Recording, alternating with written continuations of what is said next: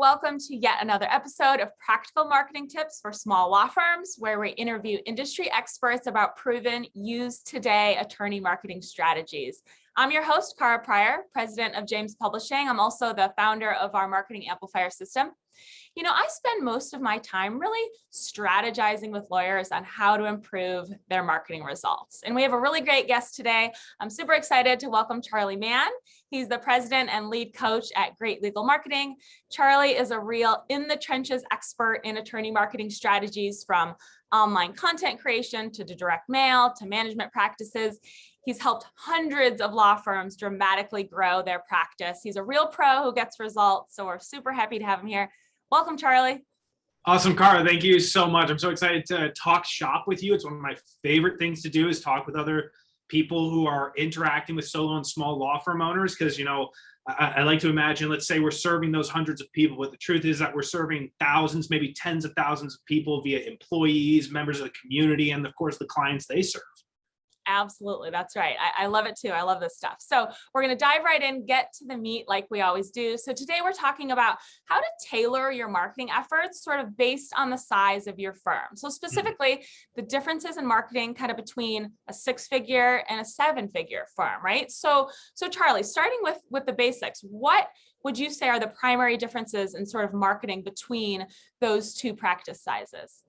The term, Cara, that I like to use is media tolerances. And so this is really basically what media should your practice be trading in order to get the best results possible. You know, a lot of people like to call it best bang for your buck, right? You know, what's the best pound for pound fighter in marketing? I call it media tolerances because there are all kinds of media selections we can make, right? Like we can be doing direct mail. We can be placing outbound phone calls, which a lot of people don't even think about when it comes to marketing. We can be doing email and of course the social media, but what should we be focusing on that represents our best speed and our best likely return on investment based on the media? So like a classic example of media tolerance is when I'm dealing with a firm that maybe is doing $650,000 a year in revenue, and they open the conversation by saying, hey, my television advertising budget is, I go, oh, no. What? Don't even tell me you have a television advertising budget, because the media tolerance on that, that tolerance level has to be very high. And the higher the level of tolerance that has to happen, the bigger the practice needs to be. Like until you're about $3 million a year, I'm not even whispering the words television in your ear. So that's an example of media tolerance as opposed to like well-targeted direct mail to other attorneys to get more referrals. That's like perfect. If you're a $100,000 firm to like a $750,000 firm, make that a focal point. Now everyone can take advantage of it, but that's what I mean by media tolerance. Yeah, no, that makes a lot of sense. And you know, I think sometimes attorneys just see, well, everyone's investing in this or that, so I guess I need to as well, without really kind of taking that step back and approaching it strategically. So I think that's a good point. Well, you know, real quick, Cara, one of the things I always say is, and you point out very accurately, everyone's interested in like, what's the newest, coolest thing, which you can imagine if it's the newest, coolest thing. Let's use TikTok as an example. It is the newest, coolest thing. It's a cool kid on the block. That is you have to have a huge media tolerance baked into your budget to be going after TikTok. And it's not because TikTok's expensive. It's because it's distracting you from what might be core work. Like, are you doing what we would call follow through? Most people call it follow-up marketing, by placing outbound phone calls to leads who didn't schedule an appointment, or if they did schedule an appointment, didn't become a client, because that's a like strong media option for you that most just don't consider. But TikTok's so easy, Cara. So I want to go do TikTok. It's fun, right? I get to be a celebrity on TikTok. Maybe I'll go viral. And anytime that we're headed in that direction, you have to like think critically of, is this the best use of not just my dollar, but my time? Because if you're a 6-figure firm, right, you're executing on the legal service all the time.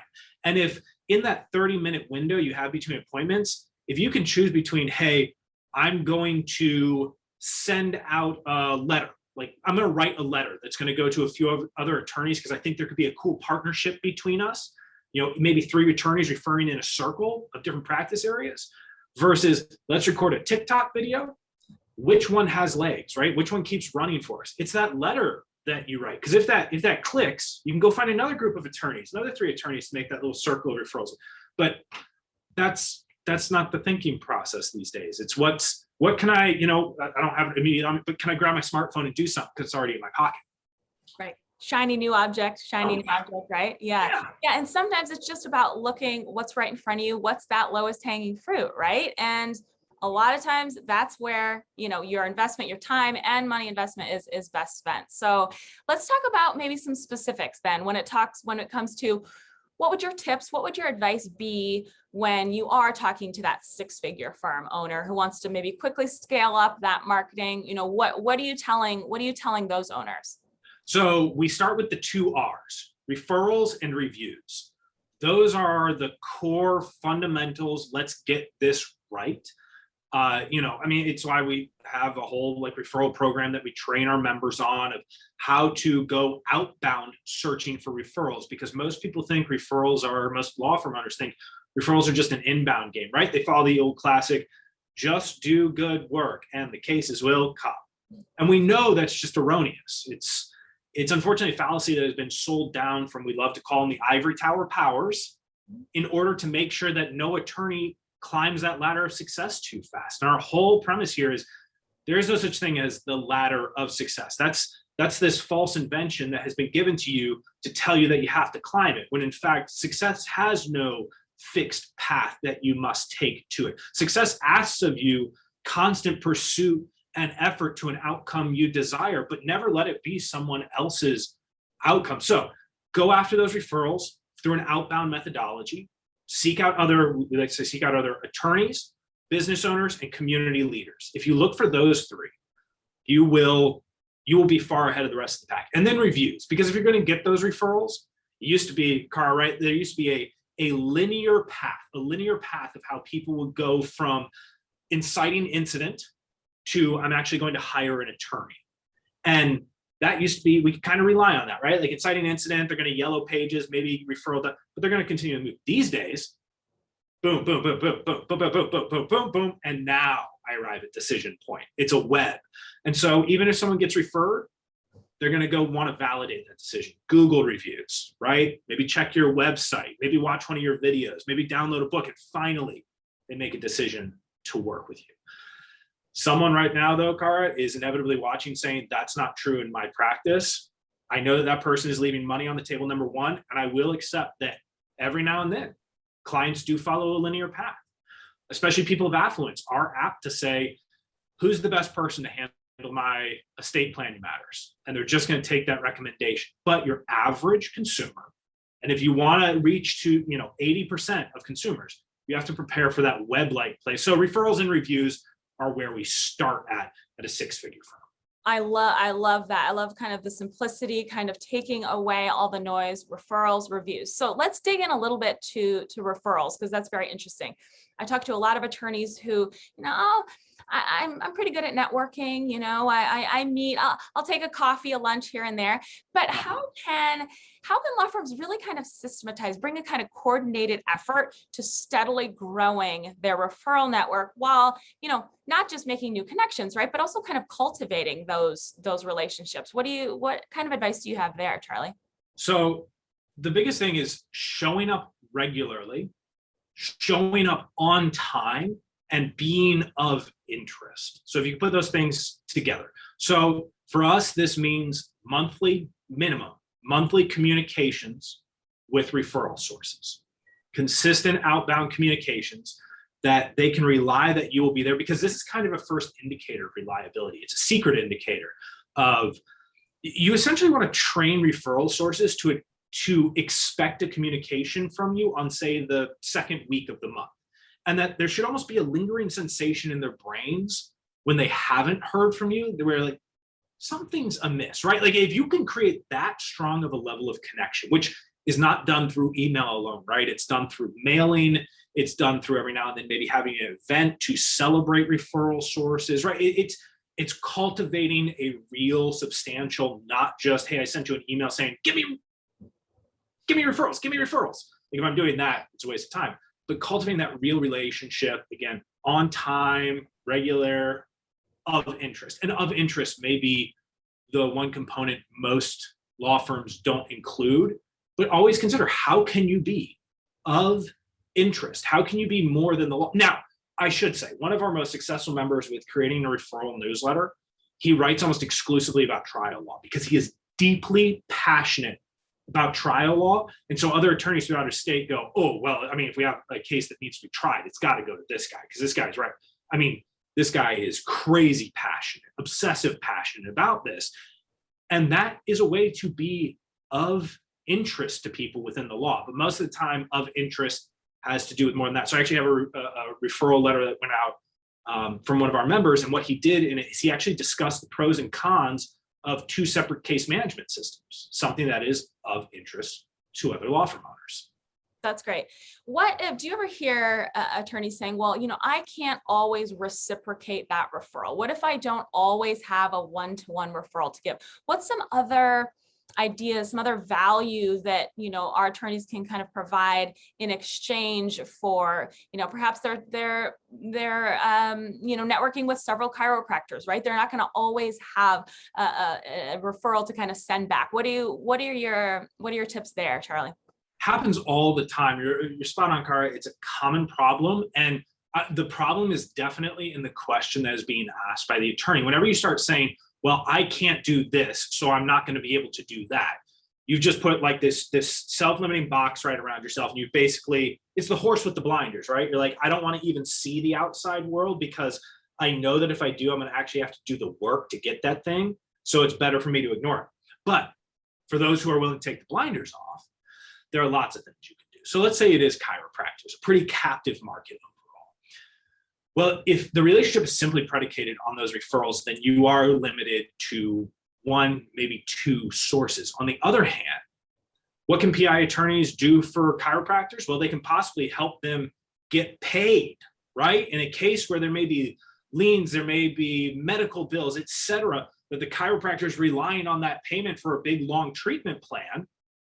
What if that attorney puts together the program that says, I'm going to teach you not only how to get paid by me, the personal injury attorney, but how to also get paid by every other personal injury attorney. Because I'm going to show you how you talk to them up front. I'm going to give you the full program. So look, yeah, it'd be great if you refer to me because I'm the person who's going to get you paid.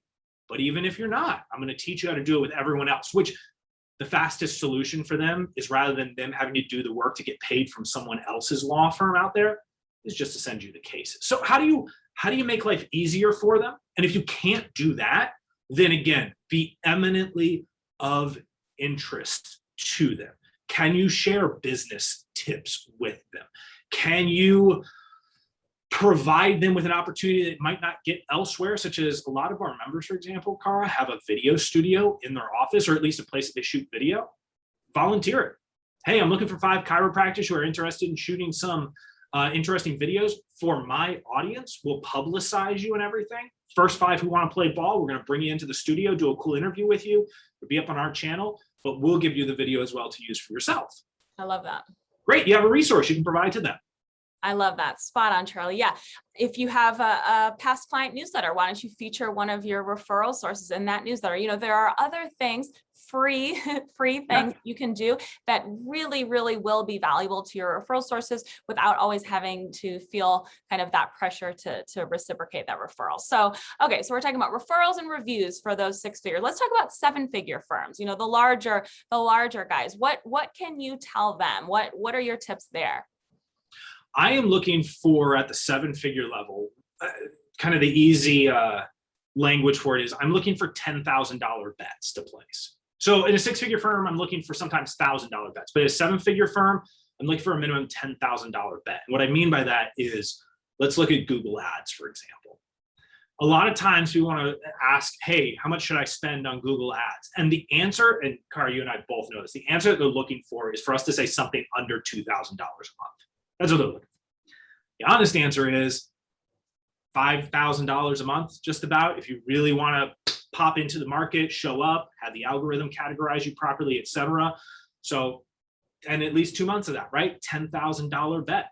Client newsletter to past clients, $10,000 bet. Putting on an appreciation event for referral sources past clients, $10,000 bet. big community marketing opportunities, $10,000 bets.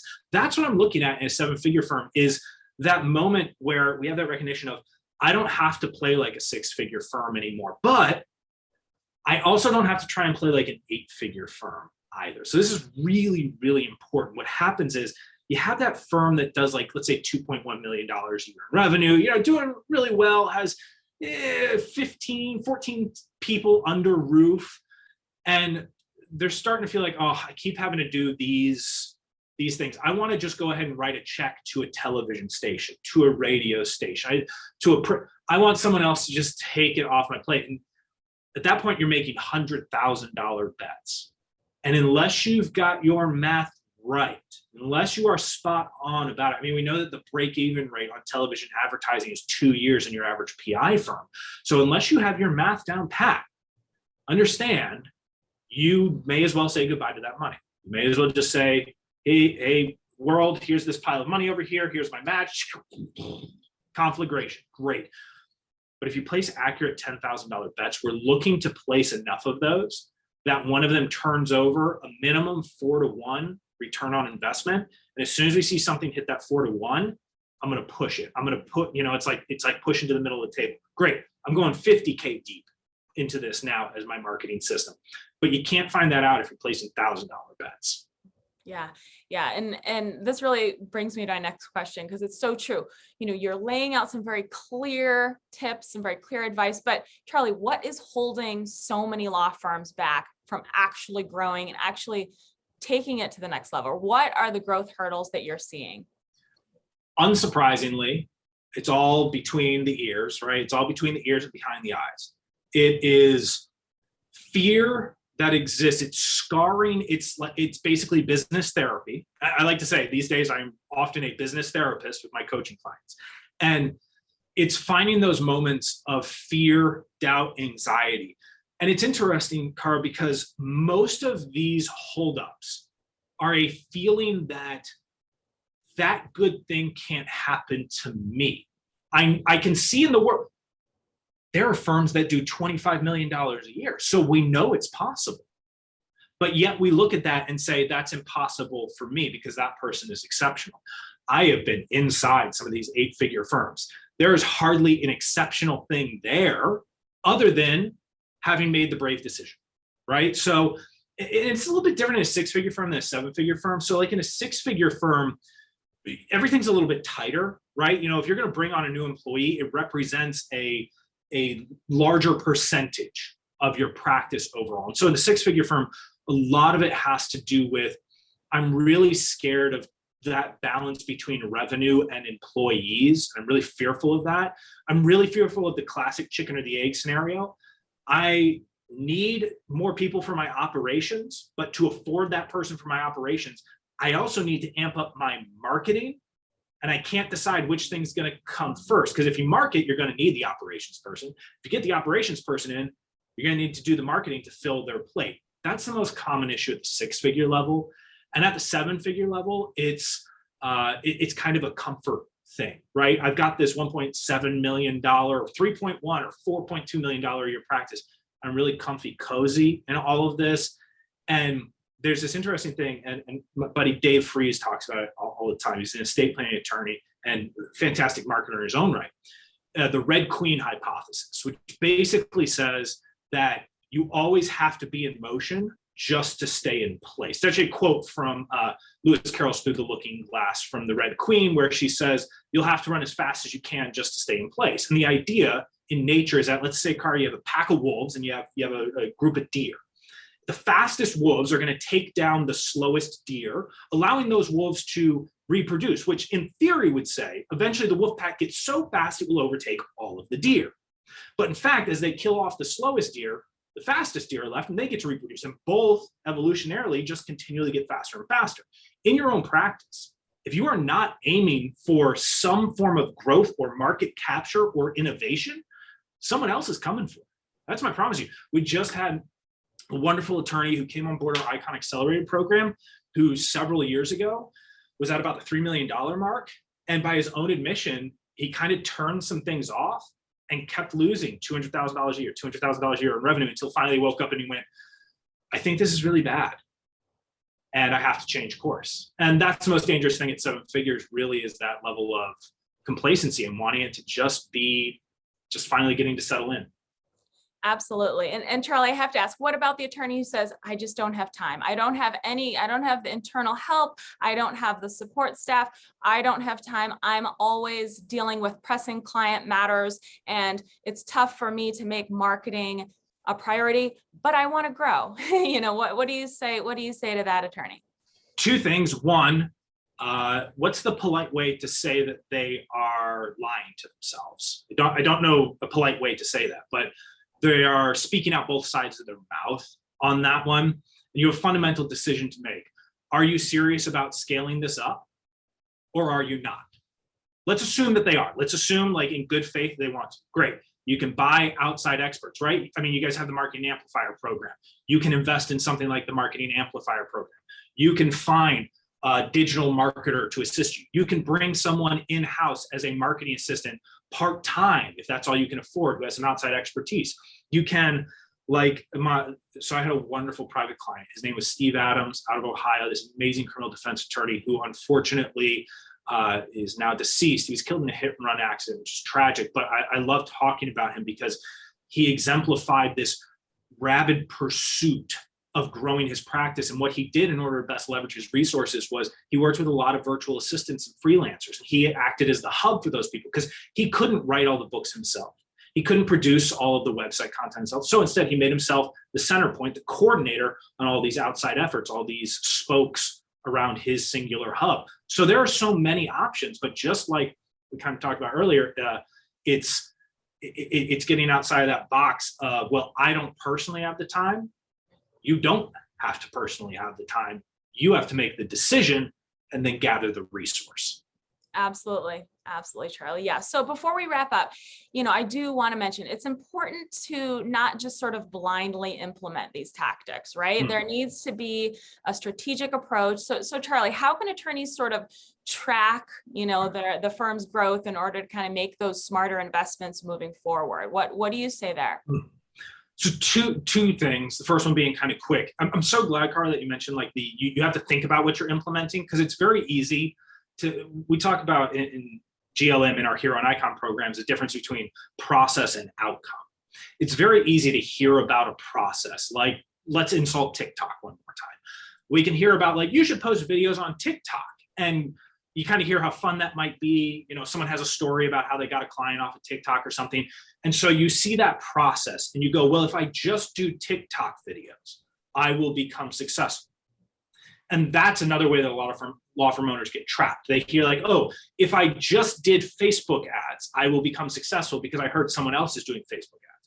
We want to shift them to focus on outcome. What's the outcome that you want? When you know the outcome that you want, now we go and we find the processes that lead to the outcome and become better curators of it. But the way to really keep track of it is we've developed a tool for law firm owners, a revenue per employee model that allows you to keep track of how much money you should be earning based in revenue, based on the number of employees you have in your practice. I'll just preview it at the $500,000 to $3 million level, because I know that both of our businesses work with a lot of those folks.